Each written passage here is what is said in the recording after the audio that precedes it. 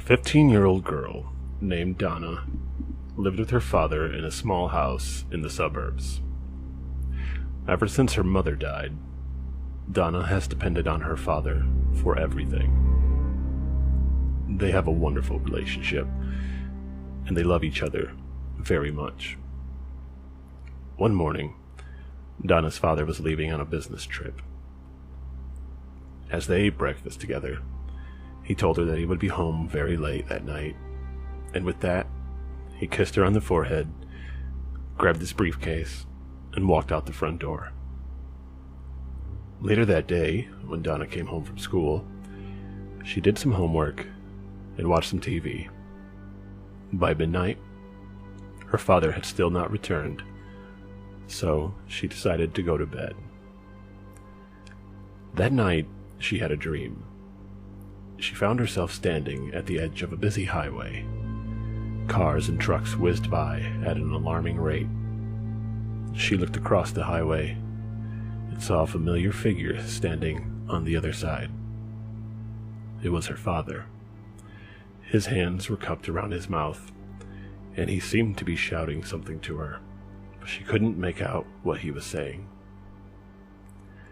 As the traffic whizzed by, she strained to hear. Her father's eyes were filled with sadness. He seemed to be desperately trying to communicate something to her. She could barely make out the words, "Don't open door." Suddenly, Donna was awoken from the dream by a strange tapping noise. Then, somebody began to ring the doorbell downstairs.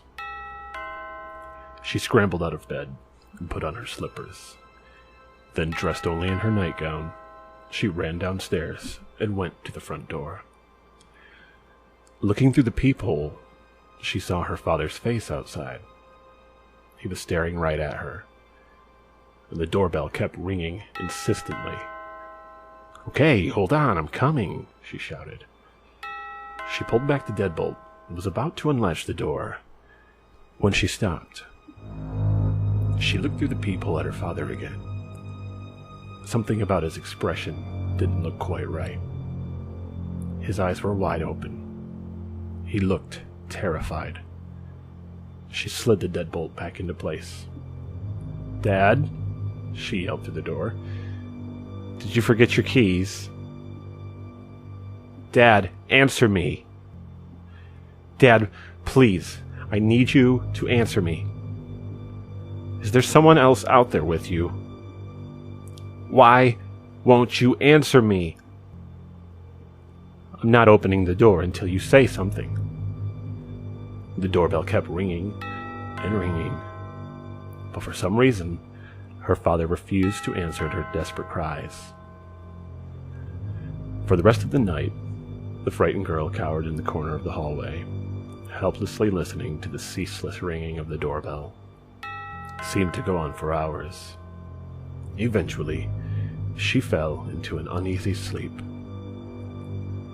At dawn, she woke up and realized that everything was quiet.